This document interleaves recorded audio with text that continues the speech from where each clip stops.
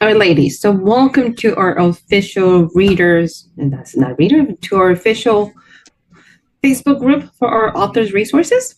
Hmm. And I think today we're going to talk all about the marketing web that Jamie has teased out that became a very encumbered document that people had questions. So, Jamie, you need to walk us through what is the marketing web, and Tanya and I are going to be a wingman, a wingwoman to kind of Yep. walk this. Right in. So we had questions, and people had questions about it, and how does it apply? And probably, what is the marketing web? Sounds good. I tend to think of publishing in general as a web, and it's really kind of taking a list, which is something that authors are always looking for. It's really taking a list and figuring out how to make the items on that list work smarter for you instead of making your job harder. So, for example, when we publish a book, we are pretty used to the steps of like you write the book, you do beta readers if you Uh-huh. have that as part of your system. You do editing, different types of editing. You do ARC readers, you do PR, and like it all just like builds checklists one thing after the other. But one thing that I learned was that one, a lot of times when it came to actual publishing, dealing with like even those beginning steps, a lot of the times it was the same people who were involved in that. Like my beta readers wanted to arc read it too because they wanted to know what the changes were. A lot of times they were the ones signing up for the digital PR stuff, and they were really big into like sharing this book because they got to be part of it from early on and got that sneak peek and that kind of thing. um and like I just realized that shifting your mindset a little bit so that you could kind of break things down and use them in multiple ways makes it so that that list, while visually it looks confusing when you're like, okay, this is going to let me do this that I want to do, and this is going to work together with this and this and this. If you figure out ways to make one thing work for you in two, three, four, five different ways, that saves you time, that saves you money, and that helps you be able to multiply your efforts and your results without having to multiply the financial requirement of it. Um, and kind of what really got me thinking about this was when you hear in a lot of marketing things they talk about the seven touches Uh-huh. of selling anything, and I was like, okay, so how do I make that work for readers? Because most readers are mood readers, even if they don't admit it. Most readers are mood readers, and so it's not for our audience. It's not just how do we reach this audience seven times. It's how do we reach this audience seven times where they're going to remember it and where they're in the right mood. And so with that, I started breaking down mentally audience behaviors into tropes, different areas that I could find my audience into tropes, different parts of publishing, like, and part of what's in our marketing book is talking about how to break every single aspect of publishing into tropes. And it's not that we want to desensitize ourselves to those things.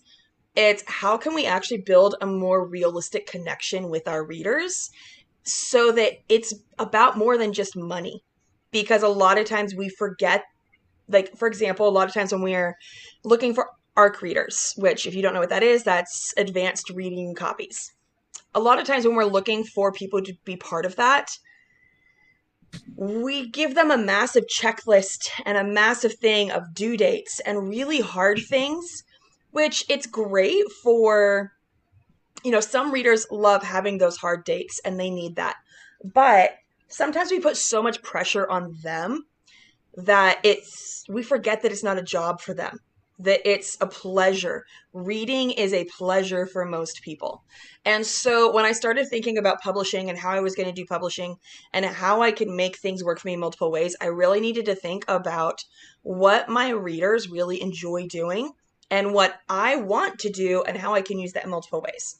So for example, a lot of people know that I this last year tested out Kickstarter. And I had a Kickstarter blow up far beyond anything I had dared hope for, especially for my first Kickstarter. It was over $50,000. I'm still like earning money off of that from the damaged books that I got, but just doing a Kickstarter was not the goal. The goal for me was that I knew that I was seeing TikTok shops starting to pop up. I could see that most of the books that were showing up on TikTok Shop that were actually making good money and that had a higher profit margin were special editions. But I didn't have the funds to be able to start for special editions. Print on demand special editions, if you don't know, for a hardback with a dust jacket with sprayed edges, all the pretties that everybody wants. It's literally impossible for an indie author to be able to buy, I mean, any author, but to be able to get a small batch of those cheaply. Mm. So they typically, like print on demand, you're looking at a minimum of $40 plus a book just for you to print one and get it to you. And so I was looking at the Kickstarter as a way of, because I'd already been doing some book boxes for my stuff, and my readers are really enjoying the experience boxes that I do. And I was like, I want to figure out how to make it so that I can do multiple things with this book box. I can have it work for me. I wanted to be able to make it so that I could have it financially support itself so that I could use those boxes for PR and it wouldn't be costing me $1,000 to send out PR boxes because it's already been funded. I wanted to be able to get extras of those books so I could put them up in TikTok shops so I could sell them here and there. I wanted to be able to get it to do a lot of different things. And so I ran that Kickstarter to fund it, but not necessarily with the goal of it being profit for me. It was meant to be the basics. So when I talk about viewing publishing as a web, it's your choice if you want to start at it from one book, because typically every book's marketing really is different.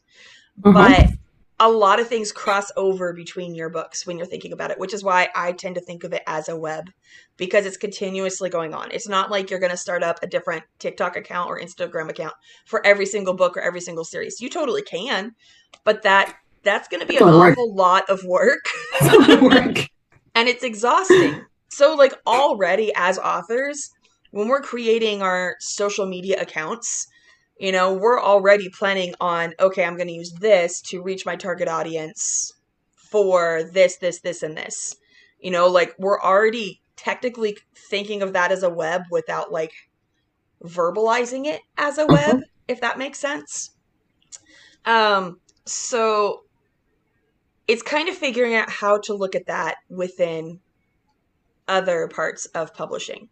So, for example, after my first couple of books, I completely got rid of doing separate ARC and PR teams and having a permanent street team.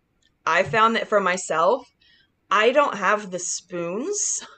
I don't have the energy. I don't have the capability to upkeep the connections you need to have a fully functioning street team that is going to actually be committed to help you with every single release, especially since when you're first starting out as an author, and honestly, I know I'm an author that I pivot a lot depending on my mood and my vibe and just whatever I'm in the mood to actually write. So it can be very, I found having a permanent street team was not a good idea for me because it was taking away writing time. It was taking away other marketing time for keeping them engaged between books. So I completely got rid of that. I notified them that I was converting it over into a list that was literally just a newsletter that would be notified when I had ARC and PR opportunities. But at the time, I was still imagining them as separate things until I did the Bound By set that had Bound By Honey. And I was looking at ARCs and everybody was, sorry, I was sick for a couple weeks and my voice is like spotty. But I noticed that everybody was like building their own ARC lists. Most were not planning on PR. Most were not planning on doing anything. And I realized that the whole point of doing sets, the whole point of doing anthologies is to connect your audiences with other people, to get that opportunity to share. So then why were we not doing that with our biggest asset, which would be ARC and PR stuff? And that PR does not have to be all physical things. And a lot of times, so for example, for my web, when it comes to my publishing web, when it comes to a release for me, it's, obviously getting the book ready with all of those things. But then for me, it's a single form for doing arc, PR. And honestly, if I'm running a Kickstarter for that book, I'm probably going to do it around the same time as the release and let all of it happen at the same time. Partially because people get a lot more excited about it. And it actually ends up making it so that my massive arc teams that I love doing, I could build that hype, I can get it going. But then that hype converts into sales because they want the pretty special edition of the free book that they just got. They want the extra goodies. They want the thing that's a personal connection between the author, who they were just part of a very engaging team. Jamie, I'm going to cut you off before you go on because I think we're going to have like unpack some of the stuff that you mentioned. There's a lot. And I was like, whoa, let's bring it in. We only have an hour. And there's a lot from the beginning. I think one of the things you mentioned when I first started talking to you that I thought hit me really hard was the 7 touches and readers being able to connect with people 7 times when they're in the right mood. And that completely changed the way I saw it. I was like, oh my God, how am I supposed to do that? So instead of thinking, because we always think about 7 times, you have to think about multiple times, multiply that as like, 20 something times so you can reach them at those 7 times for them to connect. I think as authors, we tend to get easily like overwhelmed, like, oh my God, this is going to be so much work, but you treat it as a storytelling. Mm-hmm.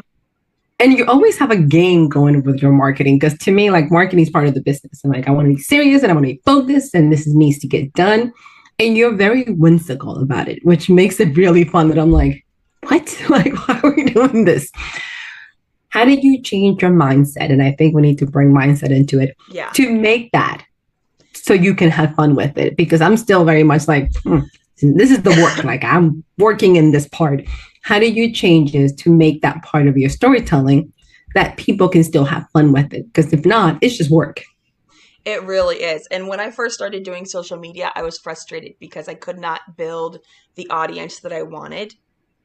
And literally the day that I decided I no longer cared about the actual sales I was getting from my social media posts, and I know it sounds so counterproductive, but when I decided to shift away from that, I decided that my career is going to be based on being a reader first author, to where I want to connect with my readers in whatever, professional way. I have to have boundaries, but that I wanted to do that. I wanted my social media to represent that, and that I wanted to start viewing all of my social media posts as mini stories, because again, as authors, it's our job to become good at storytelling. And a lot of times that's what we are the best at, but my husband's laughing at me over here.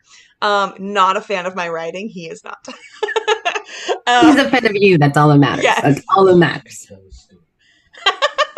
He says he's listened to me tell a story. I'm sorry, I squirrel. I'm neurospicy. That's how things work. But But when I started viewing social media posts as mini stories, it made it way easier to be able to actually create what I wanted. And it made it a lot easier to transition my social media. So for me, I realized I did not want my social media to be based on, again, on just selling. So because it's really hard sometimes to think about how do you handle figuring out what to post between releases when you're doing your big announcements, and how often do you actually post? And because you feel like when you've shared your book once, twice, 3 times, you're worried you're going to be smothering people. You're worried that they're going to get sick of you. And you're spammy. Like, it's spammy. Yeah. And it's really hard because you get followers. Sick of you. Yes. Right? And honestly, if your account is just about selling the book, any followers you gain aren't going to stick around long term because they're tired of seeing the same things about the same book over and over again. So I decided I was going to transition to where all of my social media is, again, about connecting with my readers. So I'm not just sharing my stuff. I'm sharing books that I'm reading, movies that I'm watching, shows I'm watching that my audience would enjoy as well. And how do I know what that's going to be? I break down what my audience is going to like into tropes. My audience loves fantasy drama, but they want things to feel a little bit cozy. They want things to be, I am not a heavy world building, heavy trigger author. I'm just not. Like, I had a review today come in saying that 50% of my last release was fluff because it has a tournament and it wasn't all romance. And I about died laughing because I was like, yes, that was intentional. I am not a pure romance author. I'm just not. I'm not a heavy spice author. This is not how I work. So social media for me, a lot of it is me not just telling my own stories as little mini things to try and get people to buy it.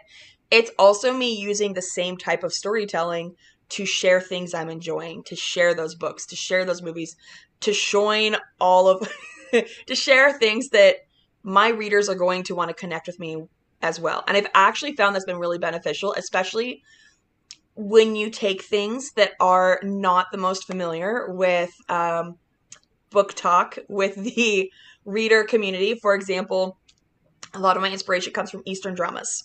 So I do share Eastern dramas on my stuff. And I remember when Bound by Honey released, it was the hardest thing to get book talk and Instagram to understand that my Bound by Honey was reverse harem in the classical sense of the term. That it's not why choose.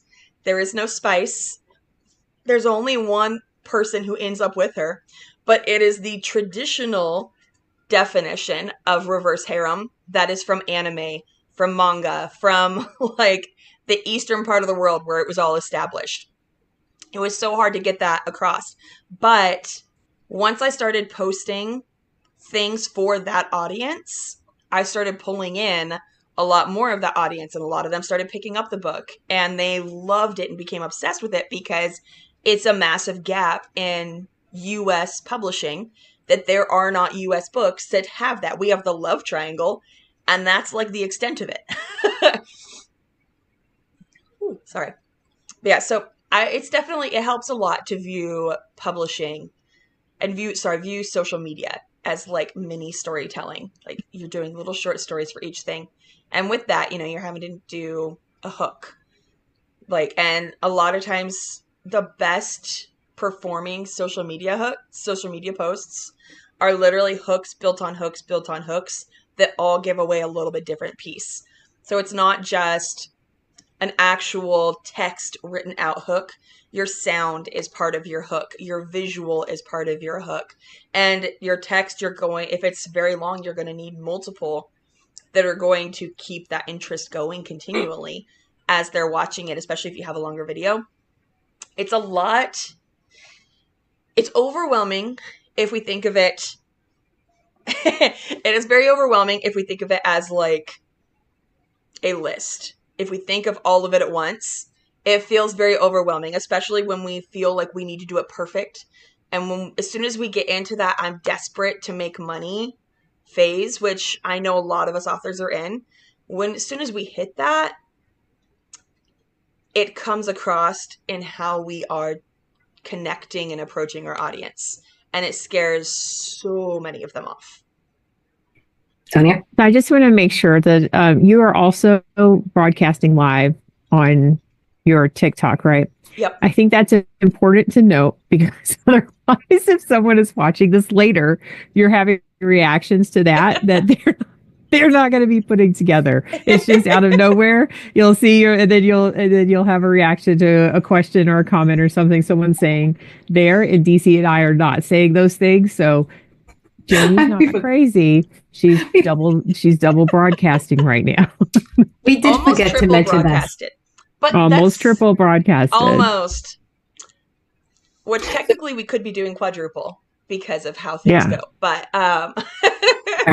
there are multiple ways we can pull it up. So I think one of the things I wanted to bring back, Jamie, you talked about being overwhelming. Authors are also the ones that we get overwhelmed writing our blurbs. Let's just get to the bottom of this. So now you want us to write mini stories to promote. So basically, I want you to write mini blurbs for this and put it out there. For some reason, we tell them, and we have heard it because we all heard it from the beginning. They said, take your time writing the blurb. Why is it our blurb is the last thing we write? We want to do it in 5 minutes. We spend months working on these books. And yet this one piece is supposed to connect people is the last thing we want to do. And then we just like, we're horrible. because we do not see it as another piece of our storytelling. See, So when I love writing blurbs. Like, see, love writing blurbs. And like I do it for other people because I adore it. Like, so I like writing blurbs for other people. I don't like writing mine. Like other people, like yes, you know send what me your that. problem is, right? Because they're mine? Things for that. You're trying to write it at the wrong time. Mhm. Oh, okay, what does that My mean? favorite blurb is when I write it before I write the book, because those usually are like the best blurbs that I write. Otherwise, like you, I'd like to write someone else's, because um, by the time I get through the book, I know too much, and then I mean, like I can do it, but I have to literally go back to like the textbook style of writing it. I have to get my head completely out of it in order to write a blurb, which is why it's not fun for me unless if I write a blurb before I even write the book, those are usually the ones that land, that stick, that people love, that I've written, and the rest of them are just kind of like, yeah. I have to write a. It is on my to-do list to go back and redo mine. Go ahead. See, and I'm a pantser, so I can't write it beforehand. But if I wait and I write it after I'm like a third of the way through, then yeah, it's hard because you know too much of the world, you know too much what's going on, and you feel like you're trying to cram, like you feel like you need to share all of that into this little thing, and they turn into summaries. When really, the extent of what a blurb needs to be is honestly just a hook, experience setting, what the like main trial thing they're trying to get is. They're teasers and they tease you. Characters. Like that's as part of why I always recommend people to go look at Brandon Sanderson's blurb for one of his secret books. Trust of the Emerald Sea. It's 3 sentences. Yes. Are they long sentences? Yes. But if he can do a blurb that literally tells everything you need to know in 3 sentences, you don't need a long one. And as someone who did cover design for years before I did this, long blurbs are the literal worst. Because then the font is so tiny, it doesn't matter you have a blurb on your book. You can't read it. That's true. I'd say at least 50% of my authors I had to go back to and go, no one's going to be able to read this blurb. You can have this long blurb on your Amazon listing if you want, but make this half the length. Like, this isn't going to work. But yeah, it's an interesting shift when you go into viewing publishing as, and blurbs, again, that kind of comes into it being easier, that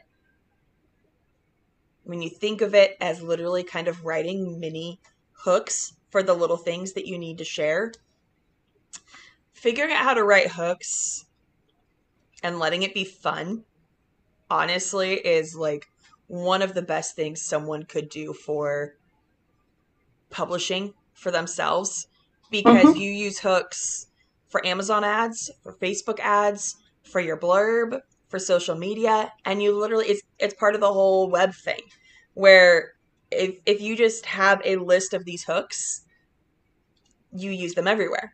They're working for you in multiple places without you having to do more work, without you having to figure out separate things. And when a hook works, you reuse it. You use it in different ways. You don't have to have it be, it doesn't have to be brand new every single time. It's part of the 7 touches. If they see something familiar that's leading to the same thing, they're good. They're happy. And if a hook resonated with them, then they're going to come back to it when it pops up again later. Like, it's okay to reuse it. So how did you decide to start using the web versus the traditional to-do list, or like one of those diagrams? I mean, it is a diagram, but like it's basically like a when it Venn comes diagram, to is that what yours, it's called? It is kind of because it's not the overlapping, but I started doing it because when I was just doing cover design, I was still writing my first book. I joined a school by Jeff Brown. Um, and he is an illustrator slash cover designer who's like more than $2,000 a book cover. He did the backgrounds for a bunch of Sarah J. Maas's stuff. He brought in a bunch of other designers to teach us how to do marketing with visuals and like how to break down everything visually, including text and covers and ads and all that stuff. He would bring in specialists for indie and traditional publishing to teach how to break it all down into tropes so that you could, once you figured out your audience and you broke down your audience into tropes, and once you shifted your mindset, which as a designer, it's much easier to do than as an author. Once you shifted your mindset to other authors being your comps instead of your competition, and your comps not having to be exact matches, you don't want an exact match because that means you don't have something unique, but you want to create unique but marketable things. And so that kind of trained my brain to go, okay, so here's the tropes from my book. These are the audiences that enjoy this trope. These are the hobbies and colors they're attracted to, style of art they're attracted to. Like, I was starting to view things as a web, just as a cover designer, of how can I use this one little element to connect with all of these people in different ways, and like figuring out how to take tropes from multiple things in a visual way, like the color from one trope, the font from another trope, being able to kind of visually turn all of those to connect into one little thing. And then when I started publishing my own books, it just kind of kept evolving to where I was like, okay, if I'm doing this and I want pretty books, then I need to figure out how to make the money in multiple ways. How am I going to sell this in multiple ways? Especially since I was a Vella author, and I knew Vella was not going to be paying as good as it was for very long. I knew it was short-lived. And so I'm a KU reader, and I know a lot of my audience is in KU. And so a little over a year ago, I made the decision that I was going to stay KU. I was going to use Vella as long as I could to help fund kicking off being an author. But that I needed to figure out how to go wide with my physical stuff, because I wasn't going to let KU be my main thing. And again, when you're in KU, you're making like $1 a book, if that. And, you know, even if they're buying an ebook or a physical book, you're lucky to be making $3 to $5 a sale. But when I'm seeing these people who are getting special editions, and they're making $15 to $40 a sale, I'm like, oh my gosh, it's so much easier to run an ad to something and actually make a profit off of that ad. It's so much easier to actually make a profit as an author and be able to fund all the other things I need to do. So really, I use my physical stuff as a way to fund the kicking off of getting e-readers, if that makes sense. Like, I shifted so that ebook sales is not my main focus. Physicals are, which is draining. Someday I will have the money to hire an in-person PA who can help me come and package ship things. It will be glorious. But, you know, it's... And I think this is something that everybody has to kind of pay attention to, is because do you have the time to do that? And that's very realistic. You know, do you have the time to be able to commit to physical shipping? Like, somebody has to ship it.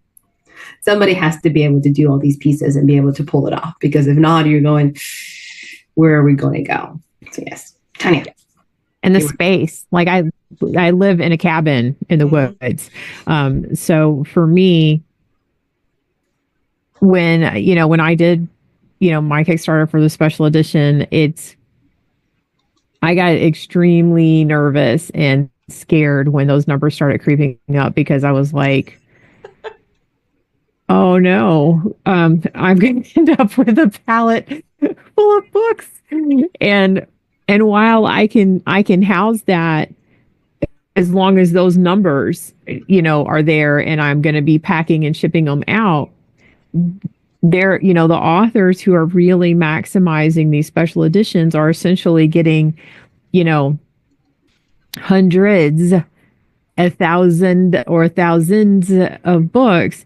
And so you basically have to have access to a warehouse, or your home has to be set up where you have a space that you can dedicate to that. So while I can, we have like a lower level where I can, turn and burn. Like once those books arrive, it is going to be just that.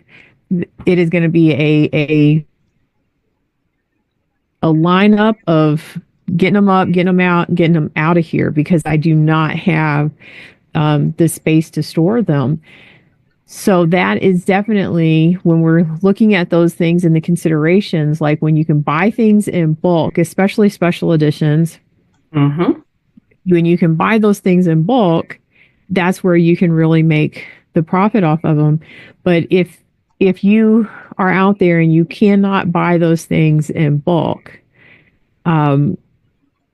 then back to what Jamie was saying, like those smaller batch, they can do something for you. They can certainly get you some movement. They can start bringing in some readers and whatnot, because typically, and maybe I'm just speaking for myself and the people that I know that got the special edition, like one of the things for the Kickstarter, the bonus of getting a hardcover or even a softcover special edition is that they're also getting the ebook, which is probably what they're actually going to read, because anything that is like special edition, that's all glossed up, that's all whatever, it is the action figures for women who collect, or for people, it's not just women who collect books, right? So it's the action figures for bibliophiles, let's put it that way.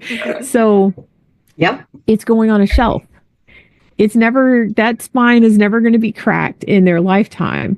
It's a collector item. It's not the thing that they're reading. So yeah, think about that when you're thinking about those things, because I think there's definitely a physical market for them. Oh yeah. We're in a place now that we can need to kind of bring it back to like, why are we doing this? And where this conversation started, and is back to the fact that what is EAR? What is Evergreen Author Resources, and what are we trying to do? And I think when I first started out writing, there was a checklist of all the things you're supposed to do to be successful. Like, you need to get an editor, you need to get a cover. By the way, you need to hit the USA Today, you need to join this group, you need to do all these things. You need to do fast releases, and you need to do publishing. There was all of these entire checklists that I'm like, I'm on a mission. We're going to do all these things, and it hit all these little bubbles, and it left you drained, overwhelmed, and burn out at the end of the day. And then you hated the mission that you were in. So one of the things you guys are going to see a lot of us is talking about is build your own author adventure, and make sure that this is something that you can continue, that you can maintain, and that you're healthy. I have clients that's my biggest concern as a coach for them. I was like, anybody can teach you how to write. You can take a class and deal with this. Anybody can teach you many of these things. My goal is to teach you how to be successful and healthy and not crash. How to take the hit when somebody, by the way, once you do something amazing, like writing a book, all the haters come out. I don't know what these people were hanging out. Like all the people that cheer you on to write the book, once you wrote the book, or the first one's taking shots at you, you're like, I thought we were buddies. Like, I thought you said you wanted this book. What happened? So as a coach, my biggest thing is like, you don't believe me. You don't think it makes sense. I'm going to tell you they're going to come out. And they're like, no, they're not. And I'm like, oh, trust me, they're coming. They're coming. And they're coming with adventures. But you have to be solid enough in why you're doing this. So our goal as Evergreen Resources, like, what are we going to help you do? Is create a mindset and create a foundation that you can be in this business for the long run. And that when those, reviews, as Jamie pointed out, come in, you're not going, why did I write this book for? And that's kind of the part that we want to make sure. So create your own author adventure. Jamie, you have the best way of describing this. You want to talk a little bit about it? Because I'm all excited. I'm like, yes. Well, so one thing that works really well is our choose your own author adventure. Sorry, my brain's glitchy tonight. It's basically that we've broken down like kind of author personality types. And we are all more than just one author personality type. And it shifts a lot depending on our stage in life and what's going on and that kind of thing. But it helps us feel a little bit less alone when we're dealing with similar problems. When we go, oh, there's other people who are also, you know, like, for example, I am definitely a nomad. I don't stick with just one genre. And I really enjoy, like, I'm a pantser. I love the exploring of the world. I love doing that kind of building. And a lot of the problems that I run into and the solutions that I have that I've had to develop into my writing don't make any sense to someone who only has this one world they want to write in that's got epic world building, which again is the exact opposite of how I function, or someone who needs to have a pure outline for every single thing and they possibly can't go off of it. You know, I can understand from like an outside perspective, but I can't understand in a one-on-one kind of way. And so we wanted to create this system where we can kind of give help for different personalities and different author personalities. And for example, with the, we're soon, very soon actually, we're going to be launching a Kickstarter with a marketing workbook. And as things go through it, we're going to have different things labeled as things that may be easier for one personality type and things that may be harder, having tips for certain personality types for certain things of what might be a better option to potentially save up and hire out for, or something that, you know, like you were mentioning, having to do the publishing sometimes feels like a massive checklist. And honestly, our options of what we can do to make money as an author is just constantly growing. It's huge. And learning that we don't need to do all of them. Yes. And then, you know, again, that's part of why I utilize the whole web aspect for me, is that it lets me utilize more, but without having to do more work, without having to add more stuff onto my plate, because I can't handle more stuff on my plate. I'm turning stuff down constantly because it's not something I can do. So like I said, we have, like, if you're watching us on TikTok, we're on my bio, there's a thing for our Facebook group, which we are also streaming this into right now. And it is basically meant as a community of people who need a positive space to talk about publishing, to kind of maybe get help in some less traditional thought processes of it. We are never going to push the mindset of you have to quick release. If you are someone who can quick release and like you love it and you thrive on it, do it. But we're never going to tell you that that's what you need to do to make money. We're never going to tell you you need to go all in on physicals. You need to go all in on, you know, KU. We're never going to tell you that because we know every single author's journey is so completely different. But at the same time, we also know that every single thing can be a great opportunity for the right person. Yeah, I would definitely say that the biggest thing when we created Evergreen Author Resources was the fact that we wanted to break from the you must and turn those into like you may, you can, this could, rather than it will. Mm-hmm. It has to. Like those definitives are typically not. You think of like when you're taking a test, you know, typically if something is an always or never, you can already cancel those as being the answer because when is always and never an absolute. That's how writing as a profession has been delivered for so many years, that these are absolutes. This way is the only way, and especially for indie authors. Not true. Yeah, and it's great. There are all these paths that have already been laid out, so we can learn from those. But we are going to be learning all along the way. And everyone that participates in Evergreen is going to be contributing to the legacy of learning for generations of authors to come, because every time you run into a roadblock that you share with us that we can then research and look through and figure out with you, or, you know, for everyone, it's just building on all of that and helping each other find new ways to do that. So it's an exciting way to looking at it. I recently interviewed an author that they define themselves as the anti-author. And I was like, I don't know what that means. Like, you need to like break that down. What is an anti-author? He went to a panel and he was discussing the fact that he loved writing, he enjoyed it, but if he never did it again, he was going to be fine.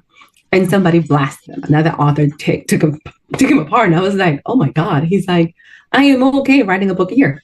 I have a family, I have a job, I enjoy all of it, but I'm okay. And he tried to explain it, and the other author got very, very emotional, very sent, because it's not what was popular at the time.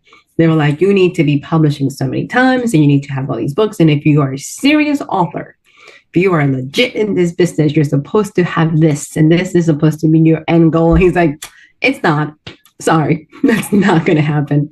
And my biggest question was like, when do we become the community that in order to be part of it, you only had this one bubble and that's all you could play? And having us here is kind of the reminder that we all have so many different ways of looking at it. We have different careers, but we also have different time frames. Like, what is accessible to some of us? And even what we're writing, like we all have different genres and how we tackle our projects. So as in, we want people to feel that, it doesn't have to fit one way. You can try it all, and that's okay. I think something that we forget sometimes when we're, talking about the author community is that, you're right. A lot of times we see these checklists of like, you need to do this, this, this, and this to be a successful author. But that's assuming readers are all exactly the same too. And they're not. And readers are not always exactly the same. There's some times when we need palate cleansers.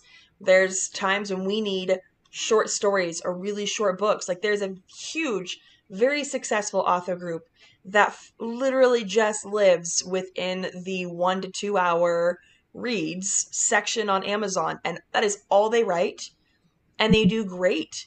But then there's others who they're still writing, but then they're putting it up on sites like Dorian, where it's literally like a choose your own adventure role-playing kind of thing, instead of reading it like a traditional book. Or, people who write mangas, they're their own, like all of that kind of stuff, how you decide to do it, like your readers are not always going to be the same. So just assuming that all publishing journeys need to look the same would only work if all readers worked the same. And even if just one reader would work the same all the time, but we just don't. No. No, nothing works the same all to include ourselves. Time. Yes.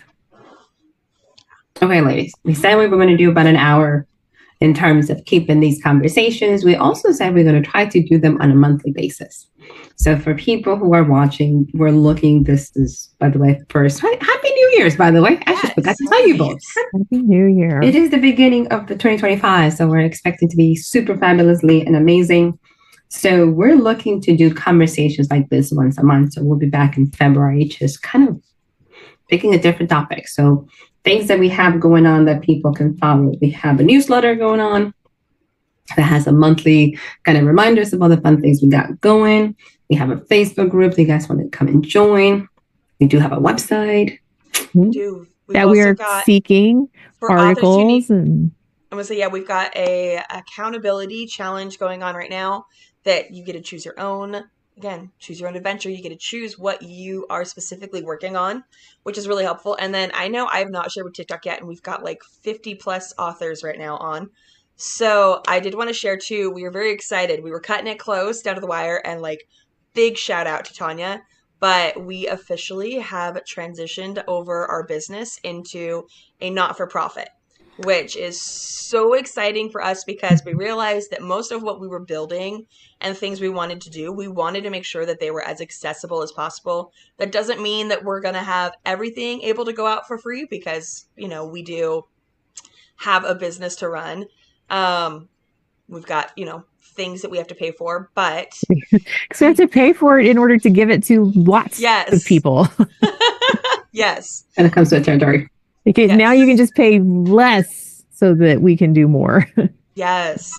So we're very excited that we have officially transitioned to that. We've got a Kickstarter with a marketing workbook and a planner coming out very soon, as well as the launch for our in-person mastermind tickets are going to be discounted on the Kickstarter as well. And that is going to be in Charlotte, North Carolina in June. So June 6th through the 8th, by the way. Yes. So first weekend in June is going to be maximum 30 seats. Yep. We are only 30 people. I'm excited. We've got CD is coming. CD Gorey is a wonderful 6-figure author. She is coming to come and chat with everybody as well. And we've got a lot of and the whole thing, the mastermind itself is focused around marketing. And if you've never been to a mastermind, there's a lot of teaching. You'll be the first ones to get the books, that kind of thing. But part of what makes a mastermind so great is it's not just you sitting there listening to people talk. It is learning things and then getting to bounce stuff off of the other authors that are there, as well as us, to kind of help brainstorm what's going to work for you. Because again, every single journey is going to be different. And you never know. A lot of times it is difficult for authors to feel comfortable talking to other authors, but in a safe setting like that, we tend to be much more open about our trials and our wins. And Ideally from the mastermind, we're hoping you pick up or meet up with a couple of people that can become part of your community after that. And I think that's the part that in masterminds make it so effective. I have known mastermind groups that have been together for decades and they get back together. So this is our first one, is planning to be an annual event for you guys to kind of think about it. But it's a way to build your community of people that are going to build you up. It is very easy to feel that you're getting attacked. And it's also very hard for us as authors to talk about like that imposter syndrome and that competitive nature that we have. Let's be honest, we have it. Let's just acknowledge it. But how do you feel that to get you better? One of the people that actually said the best thing for me that I kind of blew my mind was sometimes as authors, sometimes what we tend to forget is that if somebody did something amazing, instead of looking at it as a competition, as a reminder, like, well, I can do it too. And that's what you're going to get, is this inspiration to help you fuel, because if they did it, so can you. And that's kind of that role. Hey. Yes, definitely. It goes back to the whole other authors are your comps. They're not your competition. Mm-hmm. Take all that pressure off. It's so much easier. Mindset. Yes. All about mindset. So when will we be doing our next one? You all get into some real live planning here as well. I'm looking at the calendar. What do you guys think of February 8th? I can do that. Do you want to do 8 p.m. Eastern again? That works. I'll be broadcasting from Galveston. The hubby's going to a con, so I figure I'll hang out in the hotel and watch. I'm going to be there. So yes, it'll be all family. So we can do, so for everybody looking at it, if you guys mark your calendars, this is the second Saturday in February, looking 8:00 Eastern time. Yes.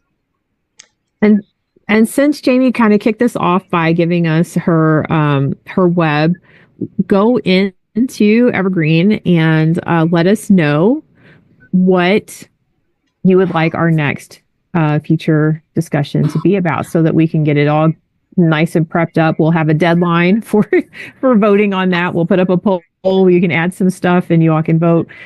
We can cover a lot in an hour, but having an idea of what you would like for us to cover during that hour is amazing, because then we can prep for it. We can get worksheets or other resources together for it if need be. So help us help you. That's the whole goal here. Can you tell the professor was to have worksheets. And she's like, we can have some instructing materials. So tell me. I was like, well, It's making me crazy. I'm like, where's the board here? I need to where's the workbook? I need to be writing. Jamie, where's your workbook? Why does Tanya does not have one of these? I know, right? I know. Also, we would like to know what you guys think of these sessions. So also give us some feedback of what we can do. I know most of the time people would like to have more interaction, something that we can think about it. You know, if you guys want to join the Zoom group, we can do it that way. If you need us to monitor Jamie's TikTok so we can check your comments that way, we can multitask. With the three of us, we can handle some of that. So things like that would be great. So what do you guys think, ladies? And I would definitely like to remind them and invite you to share your experiences, share your wins. Like in the last newsletter, if you're not part of the newsletter, one of the things that we did a call for, because we'd like to, start building our blog. It's not just about us, it's about writers. So what are your goals for 2025? If you'd like to be bold and put those out there, we would love to go ahead and put those up on the blog so that you can have that constant accountability, that constant support from everyone. And there's nothing like throwing that out into the ether here to make you remember, like, everybody knows. So It's that fast. send us the list. All right. We should probably hit just over an hour. We'll wrap it up. See, it takes us a minute. We're pretty good. We got this. Yes. All right, ladies. Internet started working. Minor details like that. So, Ms. Vivian, thank you so much for joining us here on the Zoom. It's Yes. all good. We'll be back. So the That's what I recording say to my classes. You could have been a lot of places this evening. We thank you for being here with us. and the recording is going to be available for everybody on our YouTube side. So you can actually go back and watch the recording. So it's always available for you guys to kind of go back and put some comments in there as well. Yes. So yes. So ladies and gentlemen, sounds like a plan. I think we're amazingly done. Of course. Thanks. We'll see you guys later. Bye. Recording stopped. Okay.